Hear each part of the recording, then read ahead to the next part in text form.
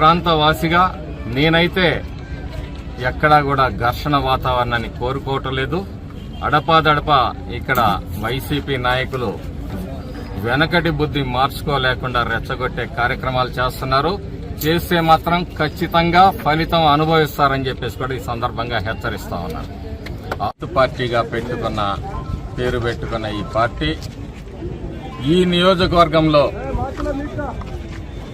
అనుపు lift irrigation ప్రాజెక్టులో కానీ జరివాగు lift irrigation పూర్తిగా మూలబడేశారు. అలాగే మరి పేట సన్నెగళ్ల దగ్గర లిఫ్ట్ ఇరిగేషన్ ప్రాజెక్టు మూలబెట్టారు. డబ్బులుండి కూడా ధర్మవరంలో మరి ఆ ప్రాజెక్టుని మూలబెట్టారు. అంటే ఇతనికి సంపాదన మీద ఉన్న దృష్టి అభివృద్ధి మీద లేదనేది స్పష్టంగా అర్థమవుతా ఉంది. మరి మొన్న ఈ శాసనసభ్యుడు ప్రకటించాడు, ఓడిపోతే శాశ్వతంగా రాజకీయాల నుంచి తప్పుకుంటాను అని చెప్పేసి. మరి అతనికి మాట తప్పటం, మడమ తిప్పటం అనేది మరి అలవాటు. చూద్దాం ఏం జరుగుతుందో అనేది కూడా వేచి చూద్దాము. మరి దుర్గి మిర్చి యార్డు ఒకటి ఉంది, దాన్ని ఇసుక డంప్ యార్డుగా మార్చాడు.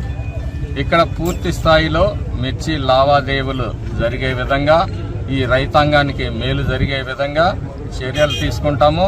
అంతేకాదు రైట్ కెనాల్ మీద ఎక్కడైతే అవకాశం ఉంటుందో అక్కడ అన్ని చోట్ల కూడా లిఫ్ట్ ఇరిగేషన్ ప్రాజెక్టులు తీసుకురావడానికి ప్రయత్నం చేస్తాం.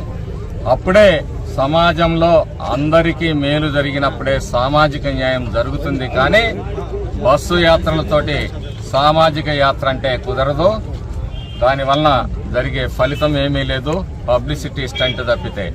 ఈరోజు వరికపూడిసెల ప్రాజెక్టు కానీ ఈ లిఫ్ట్ ఇరిగేషన్ ప్రాజెక్టులు కానీ వస్తే వీటిల్లో ప్రతి పేదవాడు, ప్రతి కులము, ప్రతి పార్టీ వాడు కూడా ఆ ఫలితాలను అనుభవిస్తాడు. ఇది సామాజిక న్యాయం. అంటే అన్ని వర్గాలకి న్యాయం చేయటం సామాజిక న్యాయం. సామాజిక న్యాయం అంటే బస్సు యాత్రలు కాదు.